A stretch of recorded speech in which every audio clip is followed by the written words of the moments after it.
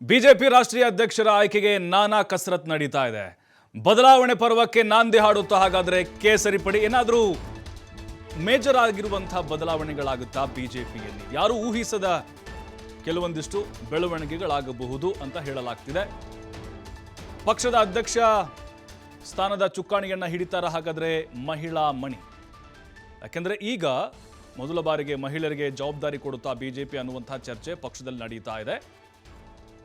ಚರ್ಚೆಯನ್ನು ಹುಟ್ಟು ಹಾಕಿದೆ ಈಗ ಮಹಿಳಾ ರಾಷ್ಟ್ರೀಯ ಅಧ್ಯಕ್ಷರ ಆಯ್ಕೆಗೆ ಸಂಬಂಧಪಟ್ಟಂತಹ ಮಾತುಗಳು. ಯಾಕಂದರೆ ನೋಡಿ, ಬಿಜೆಪಿಯ ಹಿಸ್ಟ್ರಿ ತೆಗೆದು ನೋಡಿದ್ರೆ ರಾಷ್ಟ್ರೀಯ ಅಧ್ಯಕ್ಷರು ಆ ಹೆಸರುಗಳು ನೋಡ್ತಾ ಇದ್ರೆ ಯಾರೂ ಕೂಡ ಒಮ್ಮೆನೂ ಮಹಿಳಾ ಮಣಿಗಳು ಅಧ್ಯಕ್ಷರಾದಂಥದ್ದಿಲ್ಲ. ಹಾಗಾಗಿನೇ ಬದಲಾವಣೆಯನ್ನು ಮಾಡಬೇಕು ಅನ್ನುವಂಥ ಒಂದು ಚರ್ಚೆ ರಾಷ್ಟ್ರೀಯ ಬಿಜೆಪಿಯಲ್ಲಿ ನಡೀತಾ ಇದೆ. ಕಾರಣ ಅಂತ ಹೇಳಿದ್ರೆ ಈಗ ಹೆಣ್ಣು ಮಕ್ಕಳ ಮತಗಳ ಓಲೈಕೆ ಸಹಜವಾಗಿ ಆ ಲೆಕ್ಕಾಚಾರ ಇದ್ದೇ ಇರುತ್ತೆ. ಅದರ ಜೊತೆಗೆ ಯಾರೂ ಮಾಡದ ಪ್ರಯೋಗವನ್ನು ನಾವು ಮಾಡ್ತಾ ಇದ್ದೀವಿ ಅಂಥೇಳಿ, ಜೊತೆಗೆ ಸ್ತ್ರೀ ಪರವಾಗಿ ಬಿ ಜೆ ಪಿ ಪಕ್ಷ ಇದೆ ಅಂಥೇಳಿ, ಹೀಗೆ ಸಾಕಷ್ಟು ಸ್ಟ್ರಾಟಜಿಗಳನ್ನು ಇದರ ಹಿಂದೆ ಬಿ ಜೆ ಪಿಯವರು ಹಾಕ್ಕೊಂಡಿದ್ದಾರೆ. ಶಿವರಾಜ್ ಸಿಂಗ್ ಚೌಹಾಣ್ ಆಗ್ತಾರೆ ಅಂಥೇಳಿ ಬಹಳ ಚರ್ಚೆ ನಡೀತಾ ಇತ್ತು. ಜೊತೆಗೆ ಅವರು ಕೂಡ ಅದೇ ರೀತಿಯಾಗಿ ಓಡಾಟ ನಡೆಸ್ತಾ ಇದ್ದರು. ಅಂತಿಮವಾಗಿ ಈಗ ಮಹಿಳೆಯರೊಬ್ಬರಿಗೆ ಬಿ ಜೆ ಪಿಯ ರಾಷ್ಟ್ರೀಯ ಅಧ್ಯಕ್ಷ ಸ್ಥಾನವನ್ನು ಕೊಡುವಂತಹ ಸಾಧ್ಯತೆಗಳಿದ್ದಾವೆ. ಹಾಗಾದರೆ ಯಾರ್ಯಾರಿದ್ದಾರೆ ರೇಸ್ನಲ್ಲಿ, ಅವರ ಒಂದು ಕ್ವಾಲಿಟೀಸ್ ಏನು ಅನ್ನೋದು ಕೂಡ ನಾವು ಗಮನಿಸಬೇಕಾಗತ್ತೆ. ನೋಡಿ, ಇಲ್ಲಿ 3 ಮಹಿಳಾ ರಾಜಕಾರಣಿಗಳ ಹೆಸರು ಮುನ್ನೆಲೆಗೆ ಬಂದಿದೆ. ರಾಷ್ಟ್ರೀಯ ಅಧ್ಯಕ್ಷ ಸ್ಥಾನಕ್ಕೆ ದಕ್ಷಿಣ ಭಾರತೀಯರ ಹೆಸರೇ ಮುನ್ನೆಲೆಯಲ್ಲಿದೆ. ಅಂದರೆ ನಮ್ಮ ಕಡೆ ನಮ್ಮ ಭಾಗದವರು ನಿರ್ಮಲಾ ಸೀತಾರಾಮನ್, ಪುರಂದೇಶ್ವರಿ, ವನತಿ ಶ್ರೀನಿವಾಸನ್ ಹೆಸರು ಚರ್ಚೆ ಆಗುತ್ತಾ ಇದೆ. ನಿರ್ಮಲಾ ಸೀತಾರಾಮನ್ ಅಂತರೂ ಈಗ ಹಾಲಿ ವಿತ್ತ ಸಚಿವೆ ಆಗಿದ್ದಾರೆ. ಆಂಧ್ರದ ಬಿಜೆಪಿ ಮಾಜಿ ರಾಜ್ಯಾಧ್ಯಕ್ಷ ಆಗಿದ್ದಾರೆ ಡಿ ಪುರಂದೇಶ್ವರಿ. ಇನ್ನು ಮಹಿಳಾ ಮೋರ್ಚಾದ ಮಾಜಿ ಅಧ್ಯಕ್ಷ ಆಗಿದ್ದಾರೆ ವನತಿ ಶ್ರೀನಿವಾಸನ್.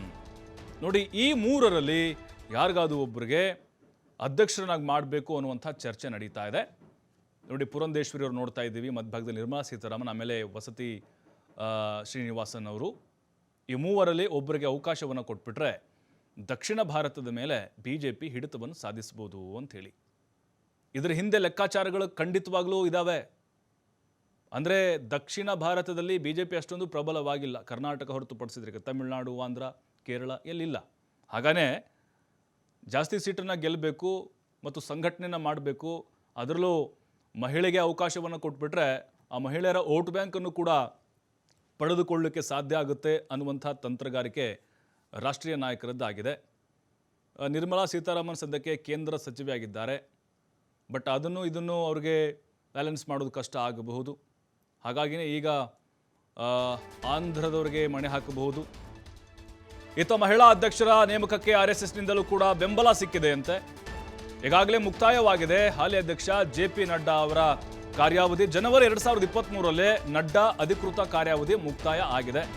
ಲೋಕಸಭಾ ಚುನಾವಣೆ ಹಿನ್ನೆಲೆ ಜೂನ್ 2024ರವರೆಗೆ ನಡ್ಡಾ ಅವರ ಅಧಿಕಾರಾವಧಿಯನ್ನು ವಿಸ್ತರಣೆ ಮಾಡಲಾಯಿತು. ಈಗ ಹೆಚ್ಚುವರಿ ಸಮಯ ಮತ್ತೆ ಮುಕ್ತಾಯವಾದ ಹಿನ್ನೆಲೆಯಲ್ಲಿ ಇದೀಗ ನೂತನ ರಾಷ್ಟ್ರಾಧ್ಯಕ್ಷರ ಆಯ್ಕೆಗೆ ಬಿಜೆಪಿಯಲ್ಲಿ ಕಸರತ್ತು ನಡೀತಾ ಇದೆ. ಮಹಿಳಾ ಮಣಿಯೇ ರಾಷ್ಟ್ರಾಧ್ಯಕ್ಷರ ಪಟ್ಟಕ್ಕೆ ಕೂರ್ತಾರ ಎಂಬ ಚರ್ಚೆ ಈಗ ಶುರುವಾಗಿದೆ. ಒಂದು ಆಂಧ್ರ, ಕರ್ನಾಟಕ, ತಮಿಳುನಾಡು, ಅಂದರೆ ಕರ್ನಾಟಕ ಬಿಟ್ಟು ನಿರ್ಮಲಾ ಸೀತಾರಾಮನ್ ತಮಿಳುನಾಡು. ಹಾಗೇನೆ ಈಗ ಶ್ರೀನಿವಾಸನ್ ಏನಿದ್ದಾರೆ ಅವರು ಆಂಧ್ರ, ಪುರಂದೇಶ್ವರಿ ಆಂಧ್ರದವರು.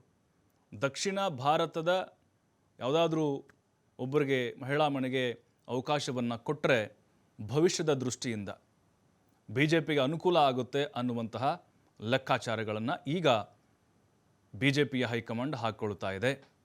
ನಡ್ಡಾ ಅವರ ಅವಧಿ 2023ರಲ್ಲಿ ಮುಗಿದೋಯಿತು. ಹೆಚ್ಚುವರಿಯಾಗಿ ಅವ್ರನ್ನ ಮುಂದುವರಿಸಿದ್ರು. ಆ ಟೈಮ್ನಲ್ಲೂ ಕೂಡ ಕೆಲವೊಂದಿಷ್ಟು ಗೊಂದಲಗಳು ಬಿ ಜೆ ಪಿಯಲ್ಲಿ ನಿರ್ಮಾಣ ಆಗಿತ್ತು. ಯಾರು ಮಾಡಬೇಕು ಅಂಥೇಳಿ ರವಿಶಂಕರ್ ಇದ್ದರು, ಅದರ ಜೊತೆಗೆ ಜೈಶಂಕರ್ ಕೂಡ ಇದ್ದರು, ಶಿವರಾಜ್ ಸಿಂಗ್ ಚೌಹಾಣ್ ಅವರು ಕೂಡ ಇದ್ದರು. ಕರ್ನಾಟಕದಿಂದ ಯಾರ ಹೆಸರು ಕೂಡ ಅಷ್ಟೊಂದು ಬಲವಾಗಿ ಕೇಳಿ ಬಂದಿರಲಿಲ್ಲ. ಬಟ್ ಈಗ ಮಹಿಳೆಯರಿಗೆ ಅವಕಾಶವನ್ನು ಕೊಡೋದ್ರ ಬಗ್ಗೆ ಸಾಕಷ್ಟು ರೀತಿಯಾದಂತಹ ಚರ್ಚೆಗಳು ನಡೀತಾ ಇದೆ. RSS ಅಂದರೆ ಈಗ ಅಲ್ಲಿಂದಲೇ ಗ್ರೀನ್ ಸಿಗ್ನಲ್ ಬರಬೇಕು. ಆರಂಭದಲ್ಲಿ ಯಾರು ಮುನ್ನಡೆಸಬೇಕು ಬಿ ಜೆ ಪಿ ಅನ್ನೋದು, ಅವರು ಕೂಡ ಈಗಾಗಲೇ ಗ್ರೀನ್ ಸಿಗ್ನಲ್ ಕೊಟ್ಟಿದ್ದಾರಂತೆ. ಹಾಗಾಗಿನೇ ಯಾವಾಗ ಬೇಕಾದರೂ ಕೂಡ ಅನೌನ್ಸ್ ಆಗಬಹುದು. ಒಮ್ಮತದ ಅಭಿಪ್ರಾಯದ ಮೂಲಕನೇ ಇದು ನಡೆಯುತ್ತೆ. ಮತ್ತಷ್ಟು ಮಾಹಿತಿ ರಾಕೇಶ್ ನೀಡ್ತಾರೆ ನೇರ ಸಂಪರ್ಕದಲ್ಲಿ. ರಾಕೇಶ್, ಈಗ ರಾಷ್ಟ್ರೀಯ ಅಧ್ಯಕ್ಷರ ಬದಲಾವಣೆಗೆ ಸಮಯ ಸನ್ನಿಹಿತವಾಗಿದೆ ಅಂತ ಅನ್ನಿಸ್ತಾ ಇದೆ. ಅಂದರೆ ದಕ್ಷಿಣ ಭಾರತವನ್ನು ಕೇಂದ್ರೀಕೃತವಾಗಿಟ್ಕೊಂಡು ಮಹಿಳಾ ಓಟ್ಗಳನ್ನು ಸೆಳೆದುಕೊಳ್ಳುವಂಥ ಒಂದು ಪ್ಲ್ಯಾನಲ್ಲಿ ಮಹಿಳೆಗೆ ಅವಕಾಶ ಕೊಡಬೇಕು ಅನ್ನುವಂಥ ಚರ್ಚೆ ನಡೀತಾ ಇದೆಯಾ ಬಿಜೆಪಿಲಿ? ಹೇಗೆ